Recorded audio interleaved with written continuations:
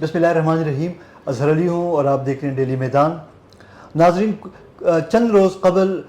Senate की कायमा committee बराए कम तरक्की याफ्ता इलाक़ों के इजलास में एक नाखुशगवार वाक़या पेश आया था, जिसमें एक रिटायर्ड जो मेजर जनरल थे, जो कि PTA के चेयरमैन के अहदे पे फाइज हैं आजकल, उन्होंने एक सियासी जमात के सरबराह के हवाले से एक नाज़िबा उसने कोई कलमात उसने अदा किए थे, जिस पे बाद मज़कूरा साबिक़ मेजर जनरल साहब जो हैं उन्होंने सेनेट की उसी कमेटी के इजलास में भी उसने माफ़ी भी मांगी थी। लेकिन ताहम जो दूसरा जो फ़रीक था, NP के जो मरकज़ी सदर एमन वली ख़ान साहब,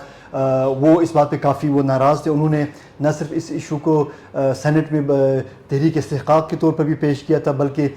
इसको अदालत में भी ले जाने के हवाले से उनके भी कुछ ख़यालात हमने सुने थे। लेकिन कल शाम पर एक अचानक एक और डेवलपमेंट हुई इस हवाले से कि मज़कूरा जो रिटायर्ड मेजर जनरल साहब हैं वो अचानक बादशाह खान मरकज़ में पहुंचते हैं और उनके साथ एक नामी गिरामी जो मीडिया पर्सन, जो एंकर पर्सन हैं, वो भी मौजूद थे। तो ये अचानक रातों रात एमन वली साहब का सुलह पे आमादगी का इज़हार करना, फिर रिटायर्ड मेजर जनरल साहब का बादशाह खान मरकज़ पहुंचना, ये सब इस पस मंज़र में से क्या कुछ हुआ और कौन कौन से वो किरदार हैं जिन्होंने इस सुलह पे एमन वली साहब को आमादा किया, तो इस हवाले से कुछ अहम मालूमात जानने के लिए हम रुजू करते हैं सीनियर साफ़ी और तजज़ियाकार शमीम शाहिद साहब से। थैंक यू सर, आपने टाइम दिया। सर, ये जो मैंने वाक़यात का मैंने पस मंज़र मैंने बयान किया, एमन वली साहब के साथ जो चेयरमैन PTA का जो एक नामुनासिब रवैया था सेनेट की कायमा कमेटी के इजलास में, और बाद अज़ाम फिर एमन वली साहब ने जिस अंदाज़ में इस इशू को उठाया था और एकदम फिर वो सुलह पर उसकी आमादगी, तो इसमें जो मीडिया जो पर्सन का जो किरदार है, इस हवाले से आपके पास क्या इन्फॉर्मेशन है? शुक्रिया जी। अज़हर, ये वाक़या जो हुआ था तो यकीनन कि उसको मतलब बहुत ज़्यादा मीडिया कवरेज मिली थी इस वाक़े को, और एमन वली ख़ान के साथ बहुत ज़्यादा मतलब है कि उनके जो इस वक्त जो राइवल पार्टी है पाकिस्तान तहरीक इंसाफ, उन्होंने भी उनके साथ ये ज़ाहिर यकजहती किया था। उन्होंने भी इस मामले को और ये जो ब्रिगेडियर मेजर जनरल साहब है उसकी बात को कंडेम किया था, तमाम सियासी जमात। उनमें एक और डेवलपमेंट ये भी हुई थी कि वो वज़ीर-ए-आज़म ने उसको बुलाया था एमन वली ख़ान साहब को, और उसके बाद जो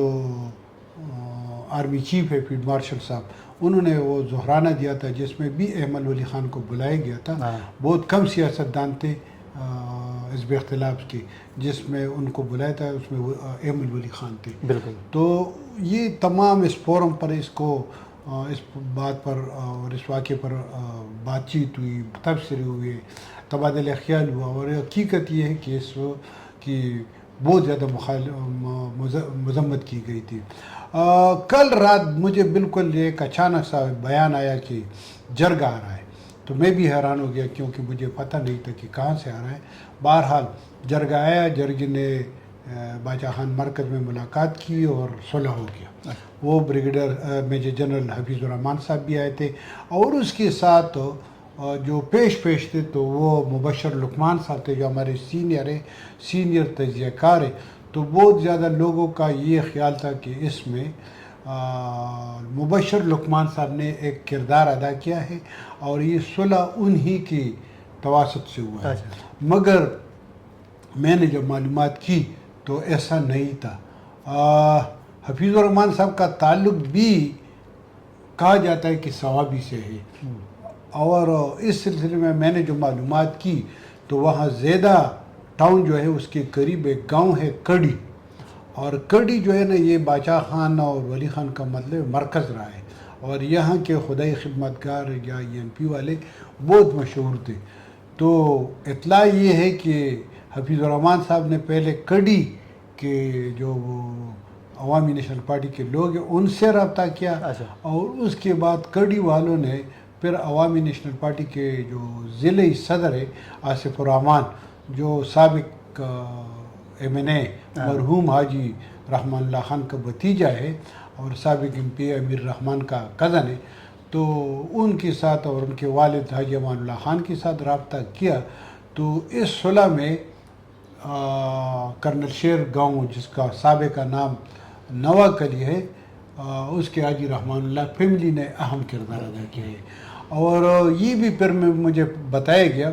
कि ऐसा हुआ कि कल शाम सोमवार की शाम को حفیظ الرحمان صاحب اور ان کے ساتھی جو اسلام آباد سے آئے تو وہ جلوس ثوابی انٹرچینج پہنچ گئے. اچھا. اور ثوابی انٹرچینج میں حاجی امان اللہ اور آصف الرحمان کی قیادت میں عوامی نیشنل پارٹی کے ضلع ثوابی سے سرکردہ رہنما یا جو کارکن یا عہدیدار تھے وہ ان کے ساتھ شامل ہو گئے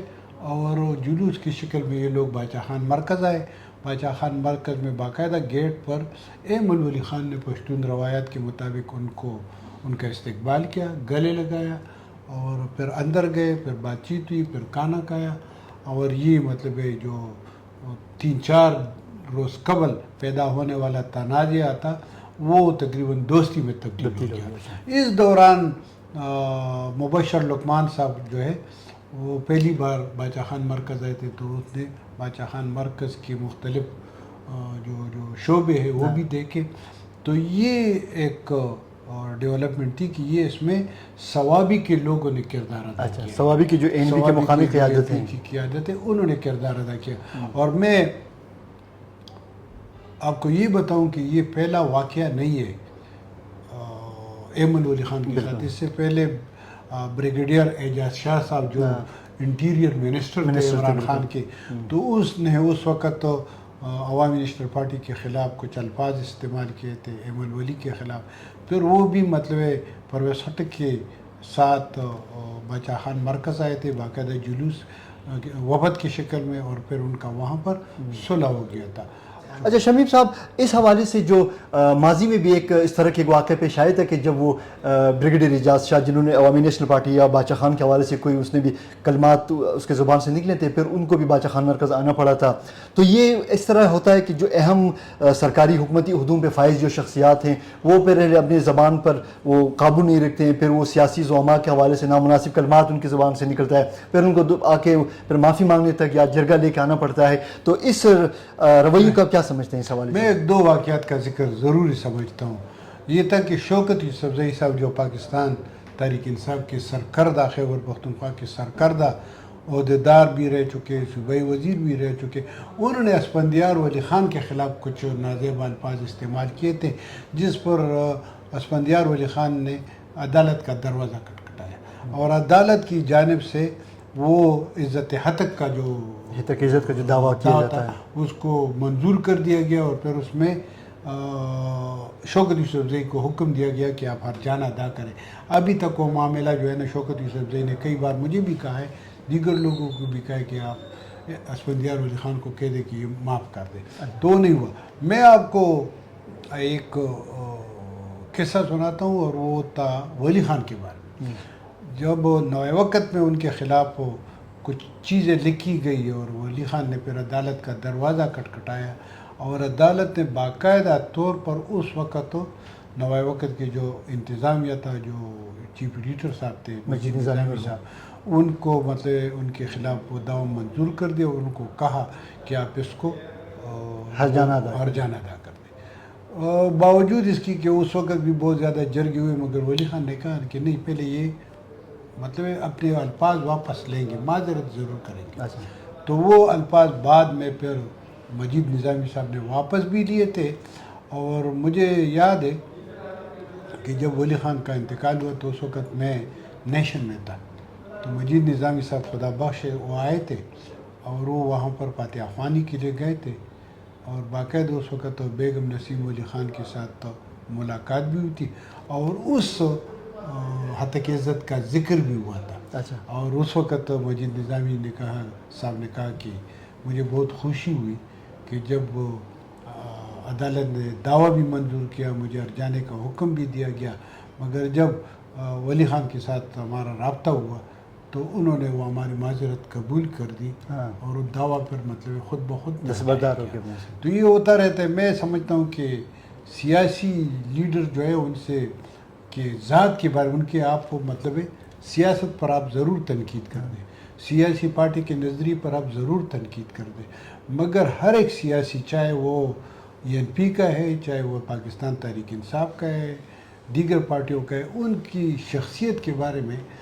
لوگوں کو چاہیے کہ وہ ذرا احتیاط کیا کریں, محتاط رہیں, کیونکہ یہ پبلک لیڈرز ہوتے ہیں. ان کی لاکھوں لوگ جو ہے وہ فالوورز ہوتے ہیں، لہٰذا ان لوگوں کی جذبات کو ٹیس نہ پہنچائے،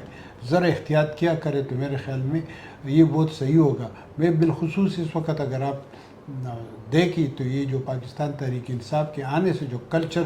سیاسی کلچر ڈیولپ ہو رہا ہے وہ صحیح نہیں ہے، لہذا میں تمام سے پاکستان تحریک انصاف کے لوگ جو ہے وہ بہت زیادہ محب وطن بھی ہے، اچھے بھی ہے، قابل بھی ہے، مگر ان کو چاہیے کہ وہ ذرا سیاسی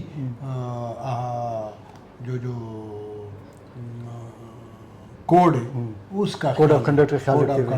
کا خیال ہے کہ ایک دوسرے کی عزت و احترام سے پیش آئے، تو اس سے ہماری سیاسی ماحول میں جو اب تلخی پیدا ہوئی ہے، بالخصوص اس وقت اگر آپ دیکھیں تو پاکستان تحریک انصاف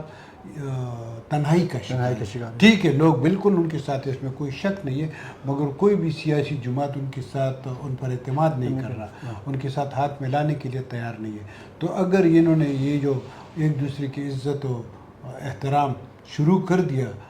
ٹھیک ہے، سیاست پر تنقید کرے، پارٹی پر تنقید کر دے، پالیسیوں پر تنقید کرے، مگر شخصیات کا احترام کرے، تو اس سے بہتر سیاسی ماحول پیدا ہوگا، سیاسی استحکام بھی پیدا ہو جائے گا۔ تو ضرورت اس امر کی ہے کہ جب بھی ملکی سیاسی قیادت یا سیاسی جماعتوں کے رہنماؤں کے حوالے سے ان کے سیاسی مخالفین ہوں یا حکومتی عہدیدار ہوں، جب بھی وہ اپنے خیالات کا اظہار کریں، وہ تہذیب اور اخلاقیات کے دائرے میں رہتے ہوئے وہ بات کریں، تاکہ بعد میں جرگے کرنے اور معافیا مانگنے کی ان کو ضرورت پیش نہ آئے۔ کیمرہ مین اسد علی کے ساتھ شمیم شاہد اور اظہر علی کو اجازت دیجیے، اللہ حافظ۔